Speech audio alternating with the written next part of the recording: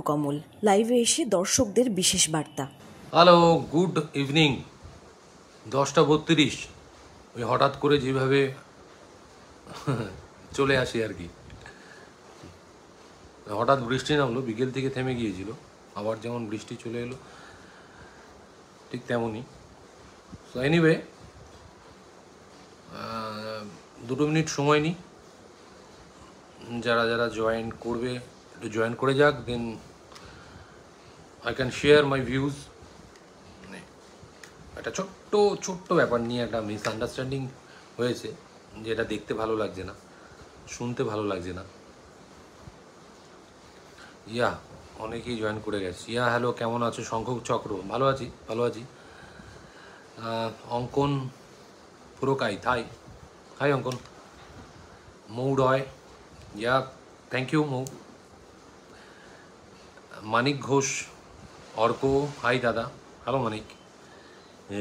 রিয়া ঘুরে, তোমার অনেক বড় ফ্যান। ইয়া আমিও তোমার অনেক বড় fan. Mayamoni, high Mayamoni. MD Badrul ইসলাম, জিতুদা কেমন আছো? আমি খুব ভালো আছি, খুব খুব ভালো আছি। শুভ্রনীল গঙ্গোপাধ্যায়, জিতুদা সেরা লাগছে, thank you my pleasure. Sohini Bhattacharya, hello. Paromita Mimi দেখছে। Chaitali Sarkar, good evening.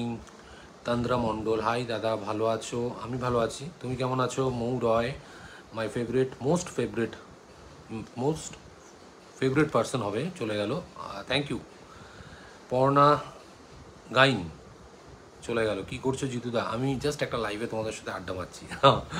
অমৃতা বসাক মণ্ডল, hi dada, hello hello Amrita. Sohini, আহা মনটা ভালো হয়ে গেল, আমারও।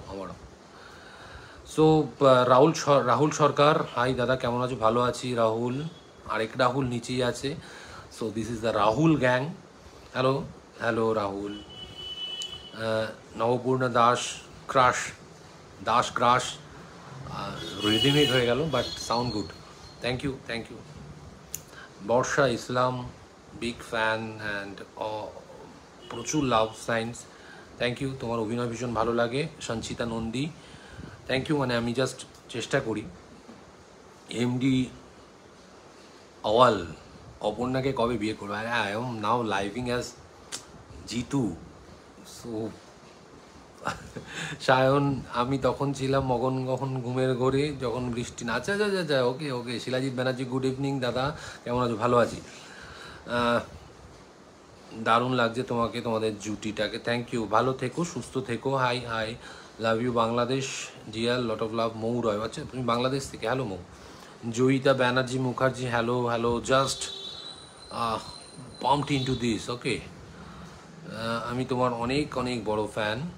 শঙ্খ ঘোষ, হাউ আর ইউ? আমি একটু উল্টো দিকে ঘুরি, দেখিয়ে দিই যে আমি কি দেখতে চলেছি এই মুহূর্তে। So this is my frame. So কিছুক্ষণের মধ্যে আমি মানে বাড়িতে ফিরেছি, আমি দেখব। শর্মিলা বসাক, তুমি তো কাঁপিয়ে দিচ্ছ। না, আমি কাঁপিয়ে দিচ্ছি না, আমি অনলি পাঠ করছি। সুনন্দা সিংহ রয়, আচ্ছা Arya Singha Roy, you are Sunanda Singha Roy, okay. Hi Arya, yeah. তো কেমন আছো সোমা মণ্ডল? এটা পেছনটা দেখিয়ে দিলাম তোমাকে, যে ক্যামেরার পেছনে আমি কি রেখেছি। হর মহাদেব মৌ, হর মহাদেব। তো একটা কনফিউশন, একটা ছোট্ট ভুল বোঝাবুঝি হচ্ছে সোশ্যাল মিডিয়াতে, যেটা দেখতে খারাপ লাগছে। যখনই আমি খুব কম খুলি, যদিও পোস্ট করে চলে যাই, দেখা হয়ে ওঠে না। প্রচুর লোক, প্রচুর শুভাকাঙ্ক্ষী, প্রচুর বন্ধু, তারা আমাকে নিয়ে একটা অভিযোগ করে, আমি খুব একটা রিপ্লাই দিয়ে উঠতে পারি না। মানে আমি করজোরে তাদের কাছে ক্ষমা প্রার্থী। এমন নয় যে দেখেও রিপ্লাই দিই না, দেখে রিপ্লাই দিই মাঝে মাঝে। মেসেঞ্জারেও খুব একটা অ্যাক্টিভ থাকি না। পোস্ট করতে ভালো লাগে, শেয়ার করতে ভালো লাগে, তবে যখন পোস্ট করতে আসছি রিসেন্টলি 3-4 দিন ধরে, বা আরও 4-5 দিন ধরে, আমি মেঘদূতকে নবপূর্ণাতে আমি মেঘদূত এই একটা বুঝতে পারিনি। মানে আমাকে মেঘদূত বলছো, এটা বুঝতে পারছি। ইউ আর রিয়েলি প্রেস ওথি। আচ্ছা, আমি এত বড়টা পড়তে পারিনি। কিছু অর্থী এরকম কিছু লিখেছিলে। দাদা সিরিয়ালটা দারুণ হচ্ছে, হ্যালো। গৃহপ্রবেশ দারুণ হয়েছে, রাজশ্রী বন্দ্যোপাধ্যায় অসাধারণ অভিনয় কাকে বলে সেটা তোমাকে সেটা একদিন দেখেছি চিরদিনই তুমি। Thank you very much. Arya Singha Roy দারুণ। Meghdoot Bose I love you. আচ্ছা ঠিক আছে, থ্যাংক ইউ ভেরি মাচ। কেমন আছো জিতু দাদা? আচ্ছা এবার আমি ওই জায়গাটা একটু ফিরে যাই। প্রবলেমটা হচ্ছে যখন সোশ্যাল মিডিয়া খুলে দেখছি যে আমার সঙ্গে কারুর গণ্ডগোল, আমার সঙ্গে আমার সহ অভিনেত্রীর মনোমালিন্য, কথা হয় না, বার্তা হয় না, এমনটা নয় কিন্তু। দিতিপ্রিয়া খুব ট্যালেন্টেড একজন মানুষ, খুব গুণী একজন শিল্পী। সে তার সঙ্গে আমার মিসআন্ডারস্ট্যান্ডিং হওয়ার কথাই নয়, এবং হবেও বা কেন। আমি ওর থেকে অনেকটাই বয়সে বড়, ইন্ডাস্ট্রিগতভাবেও বড়। ও খুব ভালো একজন শিল্পী এবং ওর সঙ্গে আমি কাজ করে নিজেকে খুব মানে ওই কমফোর্ট জোনটা আমিও পাই এবং আমিও ওকে দেওয়ার চেষ্টা করি। সো এই ভুল ভ্রান্তিটা তোমরা প্লিজ কাটিয়ে ফেলো। ভালো লাগছে না, এগুলো দেখতে ভালো লাগে না। আমি কাজ করতে ভালোবাসি, আমার কাজ দেখাতে ভালোবাসি, তার মধ্যে সীমাবদ্ধ থাকতে ভালোবাসি। আমি খুব পজিটিভ একজন মানুষ। তোমরা দেখো যে আমি এমন কোনো খবর স্প্রেড করি না, এমন কোনো খবর আমি রিপোস্ট করি না বা নিজে পোস্ট করি না যেখান থেকে নেগেটিভিটি স্প্রেড করে। সো আমার ভালো লাগে না সেগুলো করতে। তো যখন দেখছি যে এইরকম নিউজ হচ্ছে, আমার যদি কেউ ইন্টারভিউটা দেখে থাকো, সেখানে বলেছি যে কিছু দর্শকের মনে হয়েছে যে অশালীন একটা ছবি, তাই আমি নামিয়ে দিয়েছি। আমি একবারও বলিনি যে আমার কোন সহ অভিনেত্রী বলেছেন আর কি, এবং সে অনেক ছোট। আপনারা প্লিজ তাকে ওইভাবেই আগে, মানে অপর্ণার আগেও একটা মানুষ, ও একটা শিক্ষিতা মেয়ে, ও 22-23 বছরের একটা মেয়ে এবং খুব ট্যালেন্টেড একটা মেয়ে। আমরা কেন গুণী মেয়েদের, গুণী ছেলেদের এগিয়ে দেব না আমাদের সমাজের উন্নতির খাতিরে? আমার এটা খুব মনে হয়।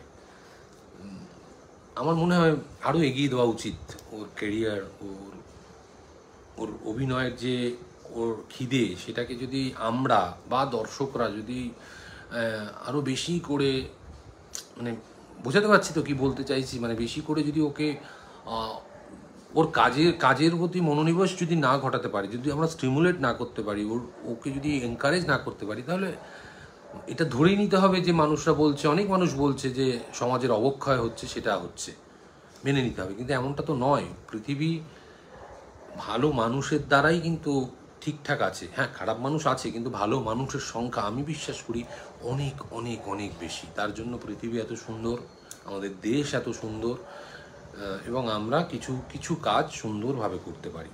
আমার মধ্যে হিংসা, আমার মধ্যে ইগো, আমার মধ্যে প্রচুর পাওয়ার এক্সপেকটেশান নেই। তাই জন্যই ভগবান আমাকে অনেক কিছু দেন। তুমি যত এক্সপেকটেশন লেস থাকবে, আমার মনে হয় তত তুমি অনেক বেশি পাবে ইউনিভার্সের থেকে। এবং হ্যাঁ, তোমার ভেতরেও সেই সহমর্মিতা, সেই সম্মান রাখতে হবে। আমার ভেতরে দিতিপ্রিয়ার প্রতি যে কতটুকু সম্মান, সেটা দিতিপ্রিয়া জানে। মানে আমি তাকে বোঝাইও। আজকে সন্ধ্যাবেলা ওর সাথে যখন কথা হচ্ছে, আমি বোঝালাম যে আমি, মানে আমার শিব আমার সব থেকে কাছের একজন বন্ধু, ওকে আমি ইমেন্স রেসপেক্ট ওর প্রতি। তো ওকে নিয়ে প্লিজ উল্টো পাল্টা কথা, আজে বাজে কথা প্লিজ বলে তাকে ডিসকারেজ করবেন না। ওর মুখ ছোটো হয়ে যায়, জানেন, খুব মানে ও ভালোভাবে নেয় না, এগুলোকে ভালোভাবে নিতে পারে না, নেবেও বা কেন? ভালো মানুষ যখন খারাপ মন্তব্য শোনে তখন ভালোভাবে নিতে পারে না। খারাপ মানুষ খারাপ মন্তব্য শোনে, তারা হ্যাবিচুয়েটেড। সো প্লিজ এই মিসআন্ডারস্ট্যান্ডিংটা আর ক্রিয়েট করবেন না। কালকে আমাদের একটা ধামাকা পর্ব আসছে। আমি একটা প্রমিস করতে পারি, আপনারা এত কথা বললেন তো, কালকে আমি আর দিতিপ্রিয়া একসঙ্গে লাইভে আসবো। আমার পেজ থেকে হতে পারে, ওর পেজ থেকে হতে পারে, বা চ্যানেলের পেজ থেকে হতে পারে, বাট আমরা লাইভে আসবো যে কোনো সময়, যে কোনো মুহূর্তে। চোখ রাখবেন। এবং কালকে ধামাকাদার পর্ব রয়েছে 6:30টার সময়, অবশ্যই চোখ রাখবেন। কালকের এপিসোডটা এখনও পর্যন্ত আমাদের করা বেস্ট এপিসোড, মানে আমি তো বলবো আমার করা বেস্ট এপিসোড। এই কারণেই বলছি দুর্দান্ত হয়েছে, দুর্দান্ত হয়েছে। আমি এতটুকু আপনাদের বলতে পারি, বেশি ডিসক্লোজ করতে পারবো না, আমার বাড়িতে মেল চলে আসবে কেন ডিসক্লোজ করেছো। So thank you very much.